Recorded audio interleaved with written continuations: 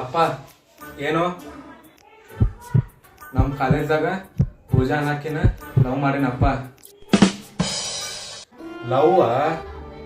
ಅಯ್ಯೋ, ನನ್ನ ಮಗ ಕಲೀಲಿ ಅಂತ 2 ಎಕರೆ ಹೊಲ ಮಾರಿನಿ. ನನ್ನ ಮಗ ಓದ್ಲಿ, ಇಂಜಿನಿಯರ್ ಆಗ್ಲಿ, ನಮ್ಮ ಮುಂದೆ ನೋಡ್ಕೋತಾನಂತ ತಿಳ್ಕೊಂಡಿನಿ. ನೀನ? ಅಯ್ಯೋ, ನಮ್ಮ ಮದುವೆ ಆದ್ರೆ ಅಕ್ಕಿನ ಜೊತೆ ಮದುವೆ ಹಾಕನಪ್ಪ. ಅಯ್ಯೋ ಅಪ್ಪ ಏನೋ ನಿಂದ ಮತ್ತ ಸಂಕ್ರಾಂತಿದೆ ಐತ್ಲೆ ಮಮ್ಮಿನ ಮುಂದೆ ಹೇಳಣ.